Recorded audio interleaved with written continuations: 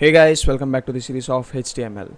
In the previous video we have learned about the iframes, and in this video we are going to learn about the forms in HTML. So let's get started.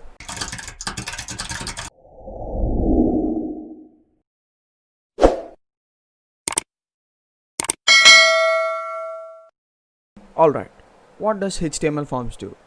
HTML forms allows you to create dynamic interactive web pages, which allows the users to give their inputs as they want. So for this we use a tag called form. So this form tag will have three attributes. The first one is name, which is used to specify the name of the form, and the second one is method. So when you enter some data, the submission of that form is done with two methods. One is get and the other one is post. So for saving the data to a database, we must use one of these methods. And the third one is action. This specifies a path to the executable on the server. So that means a HTML is a page to display information, right? But to show the data from the database to the HTML page, we need some statements to be written, and those statements will grab our data from the database. So the path to that file is given in the action attribute. And now let's try to create some input fields. But one thing you should remember is every input field should be written inside the form tag only. So the first one is text boxes. So what are these text boxes? While logging into any of your social media accounts, you'll enter your email ID and password in a box. So those are called the text boxes. But how do you create them? So the syntax for creating the text box is less than input type is equal to text. So this will create a single line text box in your web page. So let's see how it is created. So I got a white color text box, and in this I could enter some text. And now let's see the attributes for these text boxes. The first one is name. We can give a name for this text box, in which we can use that for the reference at the styles or at the client side coding, something like this. And the next one is size. With this attribute we can specify the width of the text box. And the next one is max length.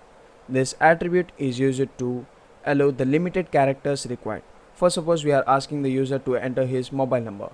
Unfortunately, if he enters 11 digits for his mobile number, and the form should not accept it. So that's why we use the max length. Similarly, with the case of password, in most of the websites it says that the password should not be more than 32 characters. In that case we use the max length attribute. And the next one is value. It sets with some default text in the text box. And the last one is placeholder. Here I'll say placeholder is equal to enter first name. As you can see here, we got the same text in the text fields, but as soon as you start typing in the text box, the text will be erased. That means it is holding with the text given until you enter your value. So that's about the text fields. And the next one is label. This tag is used to just give some text. It is similar to the paragraph tag, but we use this while using the forms. So here we have the text field, but we don't know what we need to enter. That means what data we should give. So I'll say label, and in this label I have written first name. And then if we have the text field next to that, so it gave the text before the text field. Now it is clear that we need to enter the first name in this text field. And the next one is radio buttons. What does radio buttons mean? While submitting any of the form, you might choose your gender, either male or female. You can select only one of those two. If you click on male, then it will automatically unselect female and vice versa. Then how to add them? The syntax will be less than input type is equal to radio. This creates the radio button. So let's implement that with an example of this gender itself. So I'll say input type is equal to radio, and I'll add a label for this radio button, that is male. And next to that I'll add another radio button for female, that is input type is equal to radio and label will be female. And if you see the output, these both radio buttons are selected at once, but that should not be the case, right? So there are some conditions and attributes to be followed while using these radio buttons. The first one is name. The name of the radio button, which you need them to be as a group, should be same. That means we are using this for gender, So the male and female radio buttons are set to be in a group. So here I'll say name is equal to gender, and similarly for the second, name is equal to gender. And if you check that now, it will select only one of its choice. And now there is one more problem. How could you define which radio button is male and which radio button is female? As you can see here, these two are radio buttons and have the same name, and the label is just which we have given to view in the web page. That's it, right? So for that we use the value attribute. So the first one will be value is equal to male, and for the second one it will be value is equal to female. Now we can differentiate the radio buttons and it will be easier while submitting the data to the database. And that's about the radio buttons. And the next one is checkboxes. We can see these checkboxes while accepting the terms and conditions in any websites. So let's create them. So the syntax for creating the checkbox is input type is equal to checkbox. So let's add this to our web page. So similar to the radio buttons, we'll have the name attribute and the value attribute. Let's say name is equal to TAC, that means terms and conditions, and let's suppose the value be true, and we need to see whether the checkbox is selected or not, and we need a label after this tag, that is label, and I'll say I accept terms and conditions. So while submitting the form, we need to check whether the checkbox is selected or not. So we have an attribute called required. If you mention this in the tag, the page will automatically prompt you that it is required. So we'll see how in the next few seconds. And let's see the output for these checkboxes. So I have a box to select, and I got the text which we have given in the label tag. And the next one is buttons. We have three types of buttons. One is a normal button, and the second one is a submit button, and the third one is the reset button. So what is the purpose of these buttons? The button type is just a normal empty action button.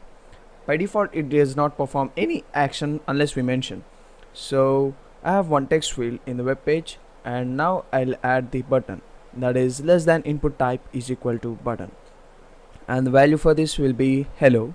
So the text which we have given in the value attribute will be set on the button. So if you see the output, we got the button, and I'll enter some text, and if I click this, it does not perform any action. If you want any operations to be performed after the button is clicked, then you need to write some functions in JavaScript or any other language and call them in the button. And the second type is submit type. So if you want the submit type button, you just need to change the type from button to submit, that's it. This button is used whenever you want to post your data from the web page to another page. And there is one more advantage with this submit type. I'll add the required attribute for this text field here.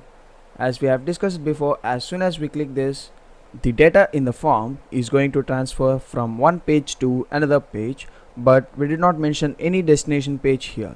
So we'll give that later, and let's see the output. So as soon as you click this button, see the page is prompting to fill this text field to submit this page, because we have given the text field is required. But in the case of a button, even if you have given the text field is required, it will not perform any action. And the third type is reset type. This button is used to clear all the data entered in the form. Let's see how. Less than input type is equal to reset, and I'll set the value to be clear. And now let me fill these fields. And now if I click on this clear button, it will remove all the text in the form which we have entered. So that is the use of the reset type button. So we will discuss a few more form elements in the next video. So that's it for now. Hope you guys like this video. Make sure you subscribe and hit the bell icon for instant notifications from my channel. And I'll see you in the next video.